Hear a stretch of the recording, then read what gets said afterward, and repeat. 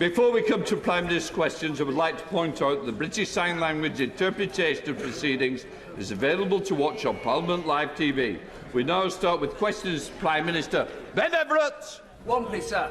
Prime Minister. Thank you, Mr. Speaker. Today is a big day as we implement the biggest tax cut. For a decade, increasing national insurance thresholds to make tax lower and the tax burden easier. These changes will benefit 30 million people across the UK. And I'm pleased to say that two of those people are seated here in the public gallery today. Mandy Banfield and Alan Calzari, a typical worker, will now save £330 per year, with 70% of employees better off as a result. That is real money for real people. Mr. Speaker, I'm sure the House will also join me in wishing the best of luck to England and Northern Ireland, who are competing in the UEFA Women's Euro 2022 tournament, which starts today, and I'm sure they will both make the nation proud. This morning, Mr. Speaker, I had meetings with ministerial colleagues and others. In addition to my duties in this House, I expect I shall have further such meetings later today. Ben Everett. Thank you, sir. Last week, we launched a new approach to combating knife crime in Milton Keynes, which means increased use of stop and search. It means tougher charging and custody, tougher sentencing, faster youth diversion, and more work with parents and communities. Would the Prime Minister agree with me that if you carry a knife in Milton Keynes, you should expect to end up behind bars? Yes, I thank my honourable friend for what he's doing to campaign for tougher sentences in Milton Keynes, campaign against knife crime. And as a result of what the Conservatives have done, adults who are convicted of certain offences involving a knife, including threatening with a knife or a second offence of possession, face a minimum sentence of 6 months imprisonment, Mr. Speaker. And guess who voted against tougher sentences for knife crime? We now come to the Leader of the Opposition, Keir Starmer. Thank you, Mr. Speaker. Today is the start of the Women's Euros, and I know the whole House will wish the Lionesses the very best of luck in bringing football home. Mr. Speaker, it's also... Mr. Speaker, it's also been 40 years since the death of Terence Higgins. Terence worked at Hansard by day and Heaven by night before he sadly died of AIDS. The Labour Party and the Terence Higgins Trust are committed to ending new cases of HIV by 2030. Together we can. Mr. Speaker, last week a government minister was accused of sexually assaulting a young man. I want to quote the victim's account. He says, "He grabbed my arse and then he slowly moved his hand down in front of my groin. I froze." I accept that's not easy listening, but it's a reminder to all those propping up this Prime Minister just how serious the situation is.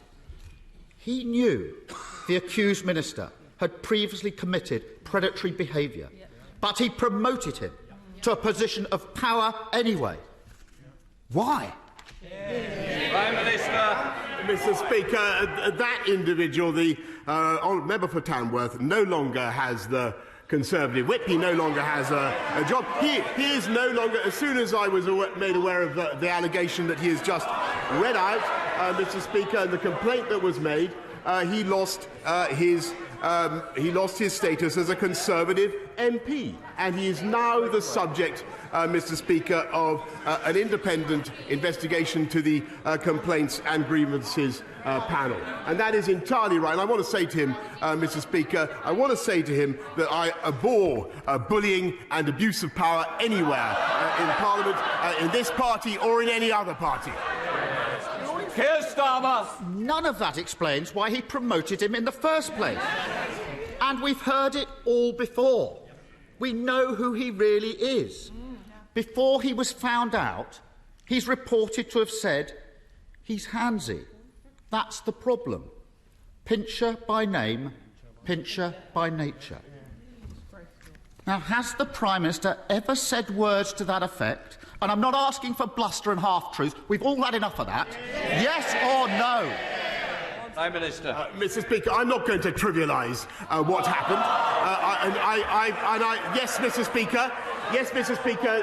I'm not, because the very serious complaints have been raised against the member for Tamworth, and they're now being investigated, Mr. Speaker. It is true. It is true that a complaint was raised when he was in the Foreign Office, and the matter was resolved. It's absolutely true. It's absolutely true, Mr. Speaker, that it was raised with me. I greatly regret that he continued in office, and I've said that. I have said that before, Mr. Speaker. I have said that before, Mr. Speaker. But it is now the subject of an independent investigation, and that is the right thing, Mr. Speaker. And frankly, I think the people of this country would like also to hear. They would like also to hear about other jobs that are held by people in this country, not least the 500,000 people we got off welfare into work in the last 6 months alone, Mr. Speaker. Those are things that are making differences to the lives of people up and down the country, and I'm proud of it. Keir Starmer. No one's cheering that. No denial. And he says the matter was resolved when he means it was upheld. Exactly. And they're all sitting there as if this is normal behaviour. Exactly. When that young man reported his attack to a government whip, she asked him if he was gay. When he said that he was, she replied, "That doesn't make it straightforward."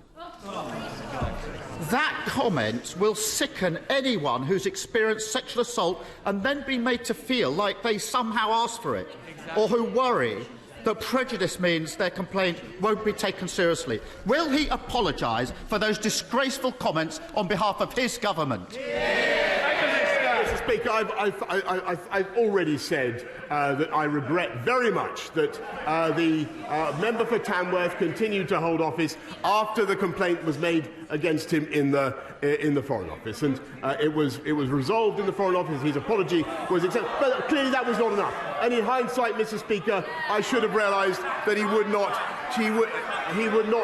change.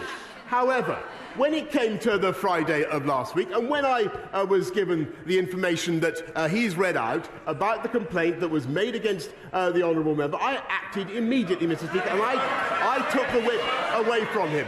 And we will not tolerate that kind of behaviour in this or any other party, Mr. Speaker. And what we also want to do is to help people up and down the country with the things that also matter to them, like cutting their taxes, Mr. Speaker, by £330 this year, which is what we're doing. Keir Starmer. Doesn't that just sum him up? Awful behaviour, unacceptable in any walk of life. It's there for all to see, but he ignores it. It was the same when his ally was on the take from the lobbyists. It was the same when his Home Secretary was bullying staff. It was the same when taxpayers' money was being abused. And it was the same when he and his mates parted their way through lockdown. Anyone quitting now, after defending all that, hasn't got a shred of integrity. Mr. Speaker, isn't this the first recorded case of the sinking ships fleeing the rat? Mr. Speaker, look, he talks about. He should hear what his lot say about him, Mr. Speaker. He talks about integrity. He wanted to install the member for Islington North into number 10, Mr. Speaker. That's what he wanted to do. Imagine what our country and what the world would be like now. He talks about integrity. He voted 48 times to overturn the will of the British people and take us back into the European Union. And by the way, listening to his muddled speech the other day, that is exactly what he would do again. Mr. Speaker, he talks about integrity, but Mr. Speaker, he has voted time and time again against sanctions on criminals that would put them behind bars. This is the government that is tough on... I'm sorry, he talks about integrity. He is himself facing a criminal investigation, Mr. Speaker, which he asked me to resign. Keir Starmer. What a pathetic spectacle. Exactly. The dying act of his political career is to parrot that nonsense. Yep. And as for those who are left, only in office because no one else is prepared to debase themselves any longer, the charge of the lightweight brigade. Have some self-respect. Mr. Speaker, for a week, he's had them defending his decision to promote a sexual predator. Every day, the lines he's forced them to take have been untrue. First, that he was unaware of any allegation. Untrue. Then he was unaware of any specific allegation. Untrue. Then he was unaware of any serious specific allegation. And now he wants them to go out and say that he simply forgot that his whip was a sexual predator. Anyone with anything about them would be long gone from his front bench. In the middle of a crisis, doesn't the country deserve better than a Z-list cast of nodding dogs? Prime Minister. Well, Mr. Speaker, it's exactly when times are tough and when the country faces pressures on the economy and pressures on their budgets, Mr. Speaker, and when we have the biggest war in Europe for 80 years, Mr. Speaker, that is exactly the moment that you'd expect a government to continue with its work, not to walk away, Mr. Speaker, and to get on with our job and to focus on the things that matter to the people of this country. And so we're not only cutting taxes today, Mr. Speaker, we're putting £1,200 into every one of the 8 million most vulnerable households in the country, Mr. Speaker, thanks to the strength of our economy and thanks to the decisions that we took, Mr. Speaker, which he opposed at the time. Keir Starmer. The only thing he's delivering is chaos. I started this session with a quote from the young victim in all this, how he froze when he was attacked. When I was prosecuting rapists, I heard that from victims all the time. Victims said they froze because it's not about sex, it's about power. And the power the disgraced government minister had was handed to him by that Prime Minister. And he's only in power because he's been propped up for months by a corrupted party defending the indefensible. So it's no longer a case about swapping the person at the top. Isn't it clear? The only way the country can get the fresh start it deserves is by getting rid of the lot of them.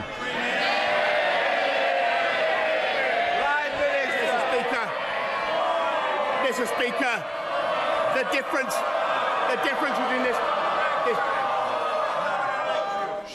We've got to get through Prime Minister's questions. Prime Minister.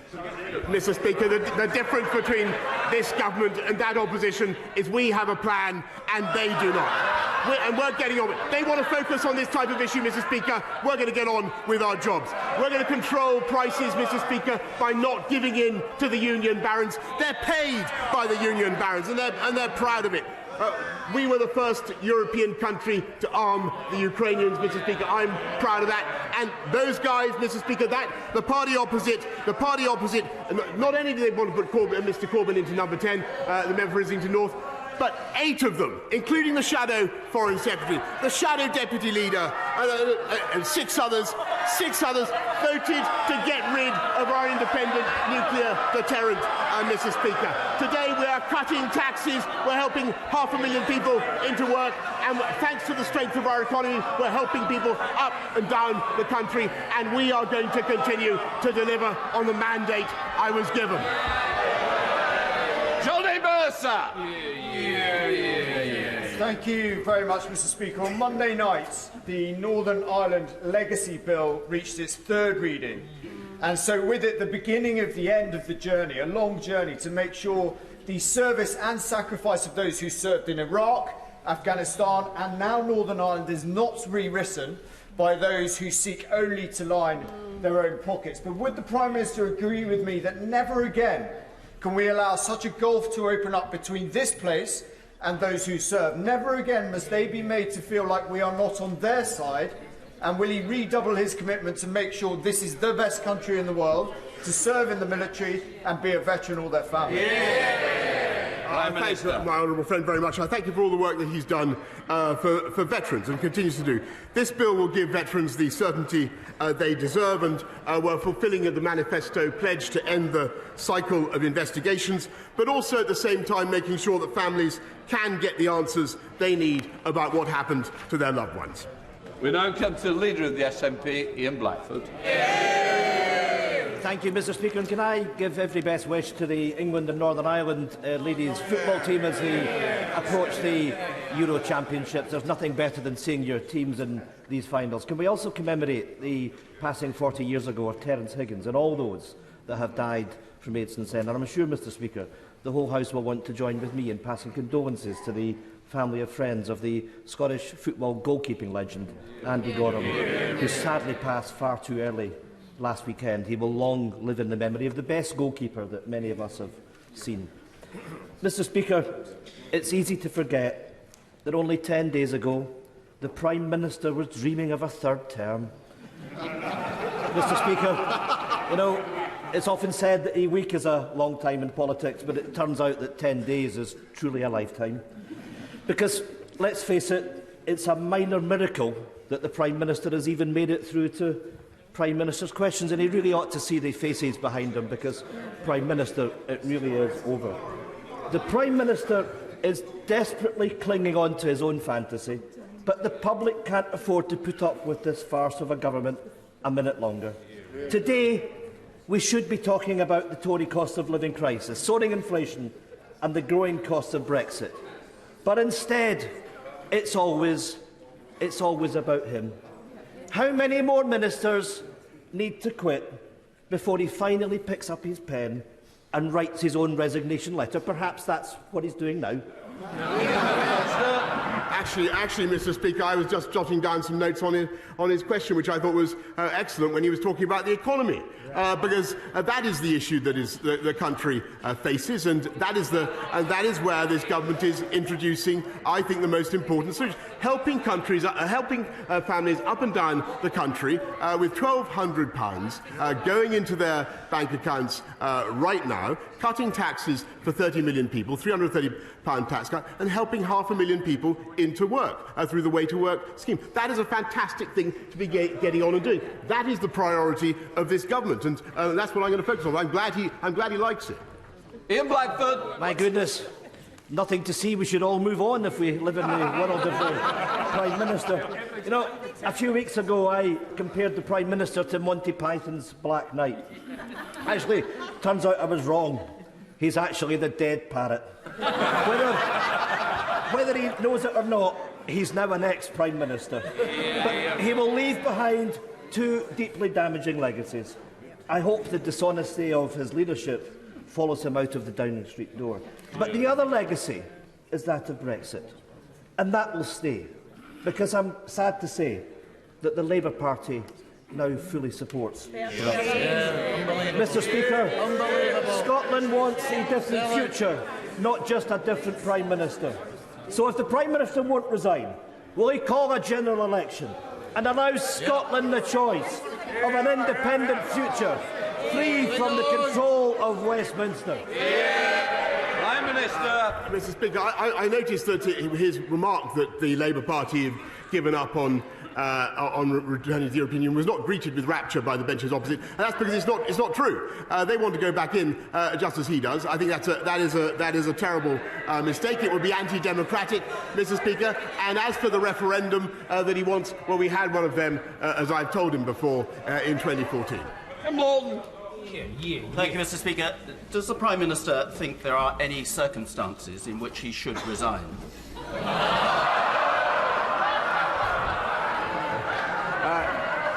I think, Mr. Speaker, clearly, if there were circumstances in which I felt it was impossible for the government to go on and discharge the mandate that we've been given, or if I felt, for instance, that we were being frustrated in our desire to support the Ukrainian people, or over some major point, then I would.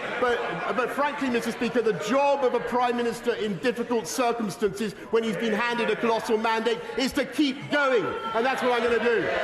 Liz Saville-Roberts. Well, there you have it, Mr. Speaker. Once again, the Prime Minister, he puts political survival before public duty. Yeah.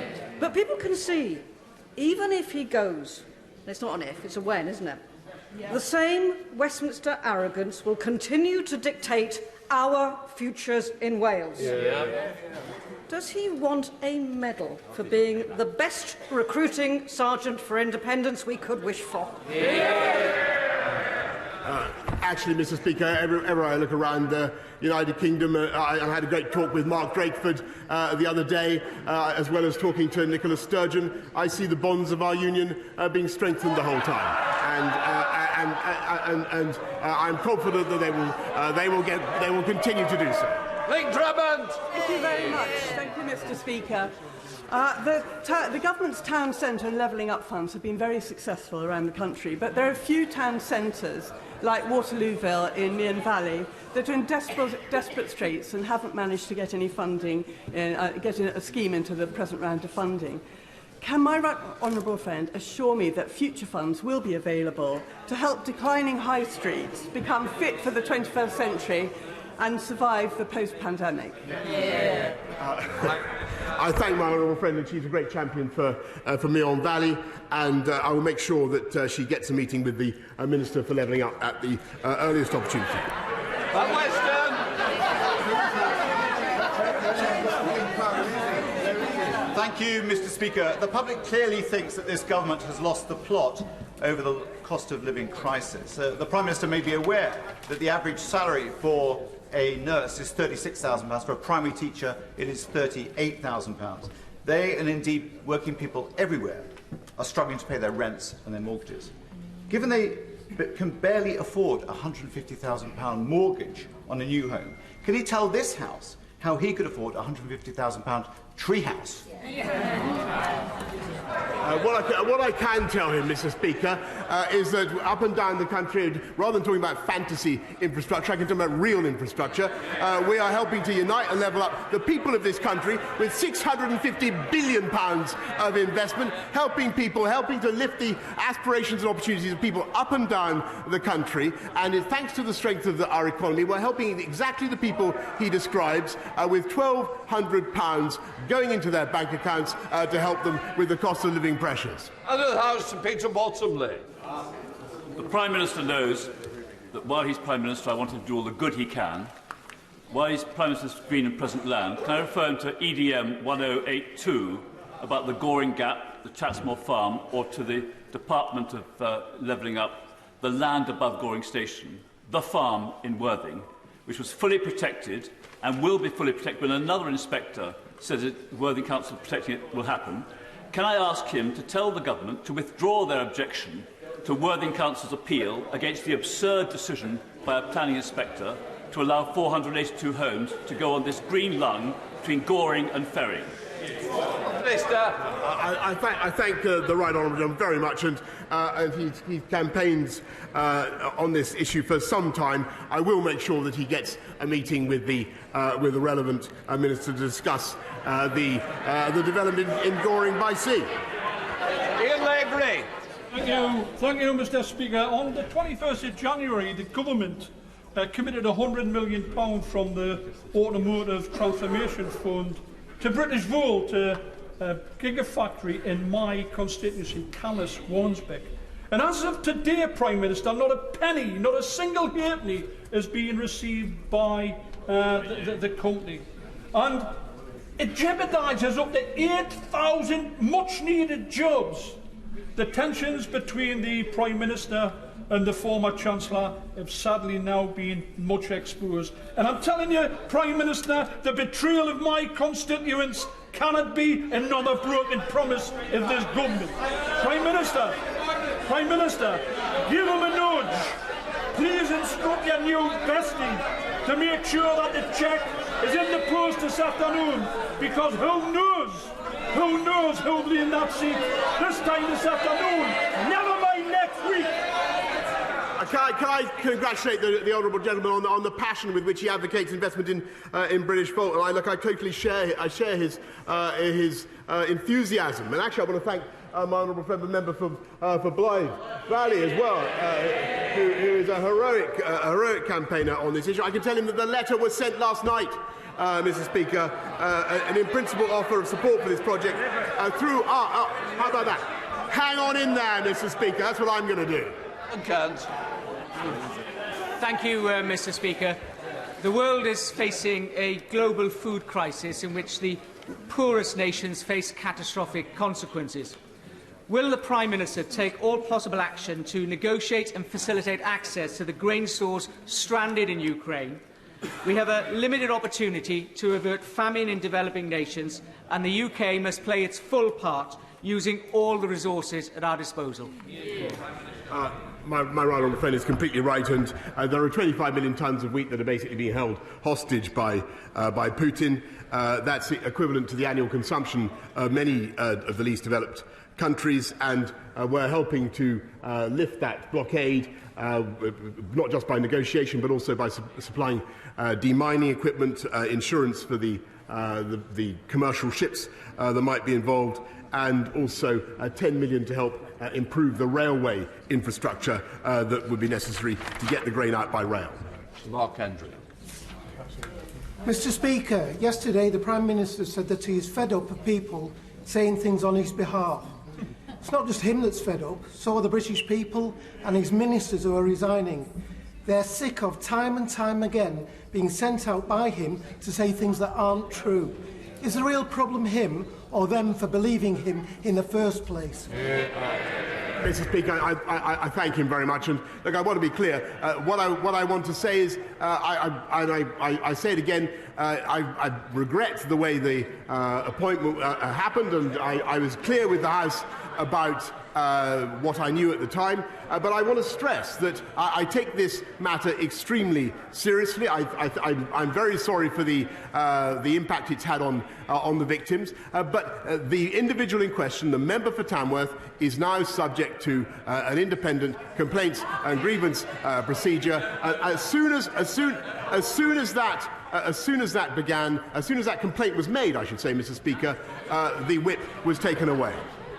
Can I just say we don't know that is the case. It is confidential, and I think we've got to stop referring to something that we don't know there. And I want to put the House on notice that we don't mention it. Theresa Villiers.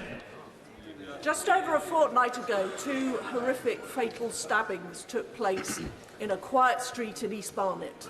With the Metropolitan Police now in special measures for the first time in its history, will the Prime Minister urge the Mayor of London to start living up to his responsibilities as Commissioner? The Mayor needs to get a grip on crime, he needs to give Barnet its fair share of new officers, and he needs to abandon his plans to sell Barnet police stations. Well, I do notice, Mr. Speaker, that crime has spiked since the previous Mayor of London, and it is the Labour Party that voted against stop and search, Mr. Speaker, that voted against increased funding for the police. And I think, as for the Labour Mayor, he'd do better to get out of California and take control of crime in his city. And this will alter. Thank you, Mr. Speaker. According to the NHS Confederation, not a single one of the so-called 40 new hospitals the Prime Minister promised at the last election will be built by 2024. 2 of those new hospitals are in my constituency. Hammersmith opened in 1902 and Charing Cross opened in 1818. They're not new hospitals and there's no building going on. Like all his promises, they exist only in his warped imagination, as this is likely to be his last Prime Minister's questions. Will he finally tell us the truth? Well, actually, Mr. Speaker, if he looks at what we promised and what we delivered, we said we'd get 20,000 police out on the streets. We've actually got 13,500 more already. We said we'd do 50,000 more nurses. We're already on track. And he's quite wrong about the pledge on hospitals. We're going to deliver them by 2030, Mr. Speaker. That was always clear. And the only reason we can do that is because we're putting the funding into our NHS, which he and his party opposed. Gary Sambrook. Mr. Speaker. Yesterday, in an attempt to boost morale in the tea room, the Prime Minister said at a table, but there were 7 people, MPs in the Carlton Club last week, and one of them should have tried to intervene to stop Chris from drinking so much. as if that wasn't insulting enough to the people who did try and intervene that night, and then also to the victims that drink was the problem. Isn't it the example, Mr. Speaker, but it's the Prime Minister constantly tries to deflect from the issue, always tries to blame other people for mistakes, and that at least nothing left for him to do other than to take responsibility and resign. Order! Order! Can I just say, you ought to be embarrassed by clapping. This is not a debate. Mr. Esterson, it's not debating society. This is... This is Prime Minister's questions. I want to get through the questions as other people want to catch my eye, and the way to do it is not by clapping. Prime Minister. Mr. Speaker, there's a very simple reason why they want me out, and that is because they know, Mr. Speaker, that otherwise we are going to get on and deliver our mandate and win another general election, and that is the reality, Mr. Speaker. Vera Wilson. Thank you very much, Mr. Speaker. The Prime Minister once wrote, "It is a wonderful and necessary fact of political biology that we never know when our time is up. Long after it is obvious to everyone that we are goners, we continue to believe our duty is to hang on to the perks and privileges of our posts. In reality, we are just terrified of the come down." Yep. So for the sake of this great country, will the Prime Minister heed the advice of his former self, get over his terror and do the decent thing?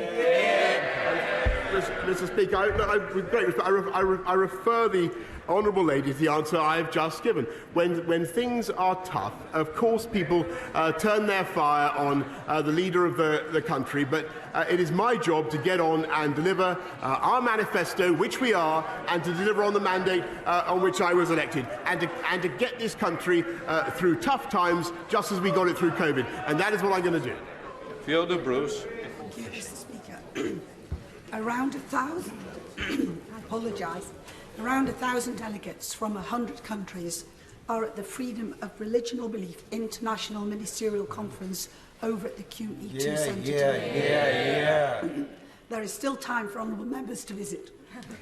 But will the Prime Minister agree with me that this significant conference will count for nothing unless it results in concerted global action to promote and protect freedom of religion or belief around the world?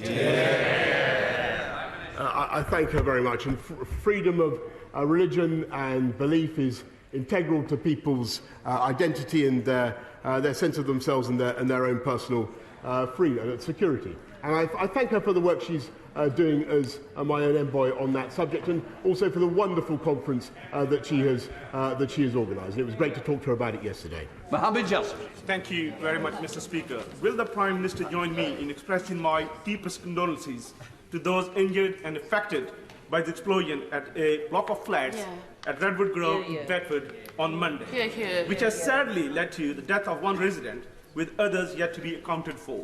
This is a timely reminder of the dangerous work undertaken by the fire service. So will the Prime Minister join me in praising the emergency services who were at the scene, and also reconsider his 2% pay offer when firefighters have endured a real terms pay cuts of 12% over the last decade?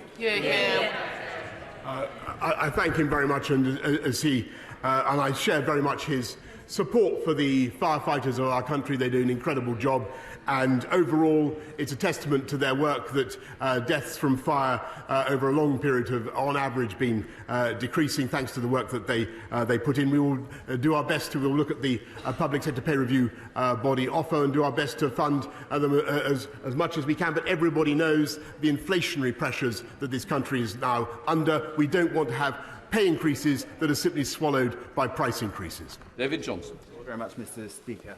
The North Morton in my constituency was dubbed Britain's kindest village because this 160... Wait for it. Because this 160-home village committed to take 50 Ukrainian refugees. And it has them all with them now.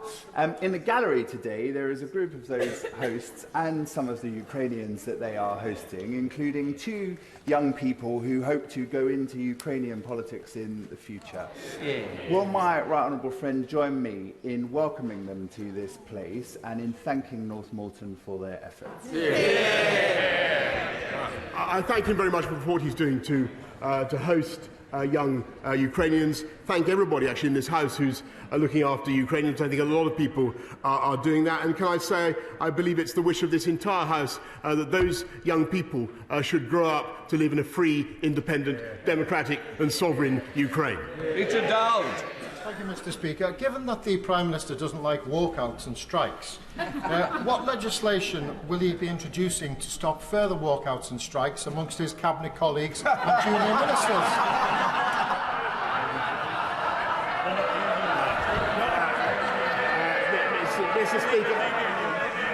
Mr. Speaker, I think that the whole House will have observed the brilliant performance on the radio this morning by the new Chancellor of the Exchequer.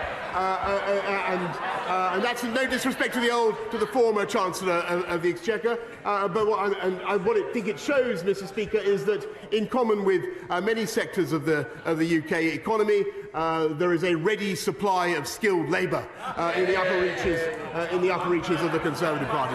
David Davis. Thank you, Mr. Speaker. I'd like to draw the Prime Minister's attention to the words he used in response to my right honourable friend, the member for Worthing, when he asked the question earlier. 6 months ago, I called on the Prime Minister to resign because even then it was clear that his approach to leadership and integrity was already creating a pipeline of problems that would paralyse proper government. Today, I ask him to do the honourable thing, to put the interests of the nation before his own interests, and before, in his own words, it does become impossible for government to do its job. Prime Minister.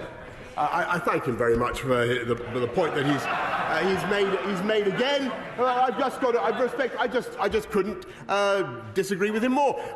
Look at what the government is doing today. Cutting taxes for 30 million people. We've just completed a programme to get 500,000 people off welfare into work, Mr. Speaker. And thanks to the strength of our economy, thanks to the position that we're now in, which was because of decisions that we took that they opposed, and it's to never forget. We are able to give £1,200 to 8 million of the poorest and most vulnerable families in this country. That is the right thing to do. We're getting on with it, and we will continue with our active and energetic programme for the benefit of this country, uniting and levelling up and unleashing the prosperity of the entire nation. Final question, Clive Betts. The Local Government Association has told us that over 400 families who've come to this country from Ukraine under the family scheme have subsequently presented themselves as homeless to local authorities. Because the local authorities haven't got enough accommodation, those people are going to end up in temporary accommodation. There's a simple answer.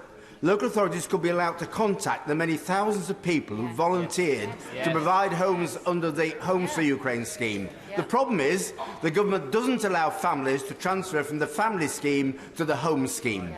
When will the Prime Minister act to ensure people who have come thousands of miles to this country aren't placed in temporary accommodation, but we take on the generosity of those families who are willing to offer them a home?